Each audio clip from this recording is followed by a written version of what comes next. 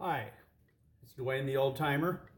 So we've got a 2000 BMW M roadster, and my wife brought it home one night. Says I can't get the top up. So I thought, well, it's probably the motor burned out or something like that. So in searching for an answer, I came over and started discovering a few things. One thing was, if you lift the trunk up, on the driver's side, there's some trim that if you remove it, you'll expose the hydraulics. And there's a little on the lower left side of the hydraulics, there's a little T handle that if you turn it counterclockwise, it releases the pressure off the hydraulics so that you can at least put the top up and down, get yourself out of a pinch. But what it ended up being, it wasn't the soft top motor, it was the brake light switch, which is this little doodah here.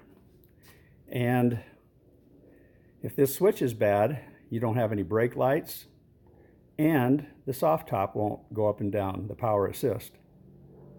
So you got to get up under here.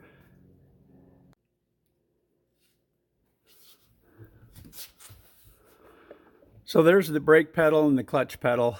When you depress the brake pedal, the arm of the brake pedal releases this switch.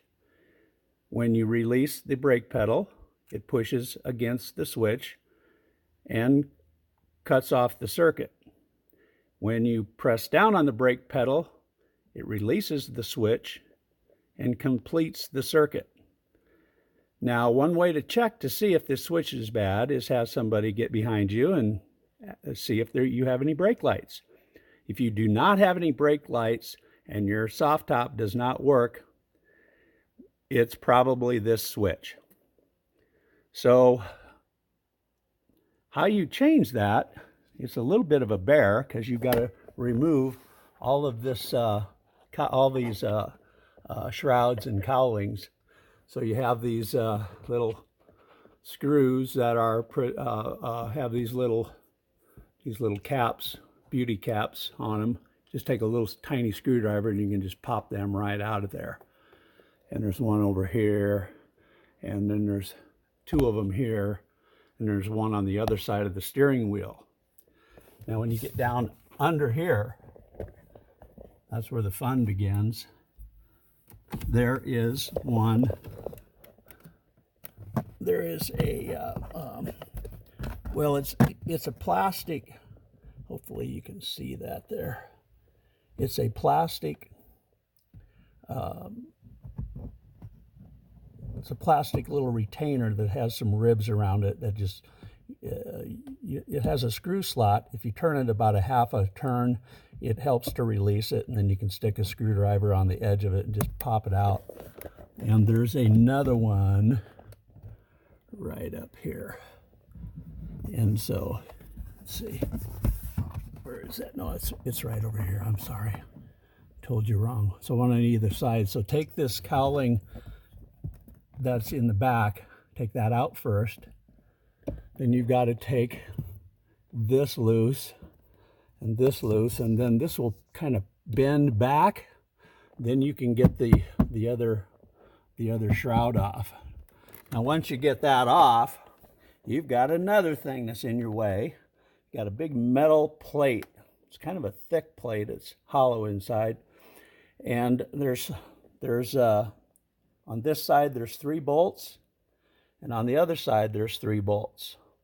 Take those off, the plate comes down. Now you've exposed all your wiring harnesses, and this is just right there. It's right there.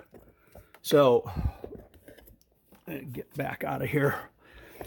So you've got this little piece here. It's got this red collar on it. If you slide that collar out like I just did, then you're able to press the locking pads or the paddles, locking paddles in. I didn't realize that until afterwards. I just kind of ripped mine out, and after trying and trying and trying. But if you, so it's like that. That's just how you're going to find it. So just slide that forward. You can take a screwdriver and push that in. You want it to rip it out like I did. And then it just plugs into the back. So where you purchase those, as I got mine on Amazon. I'm going to just hold this here for a minute, give you guys a chance to write this down. And it was only $12.40.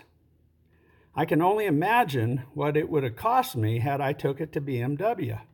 How many hundreds of dollars they would have charged me for this little part here.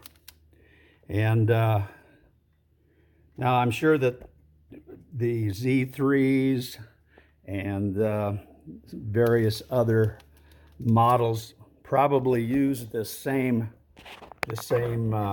switch on their cars.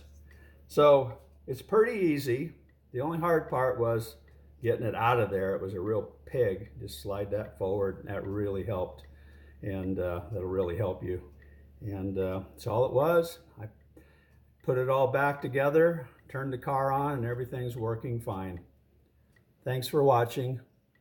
Be sure to hit the like button if you found this helpful, and subscribe to my videos. Thanks.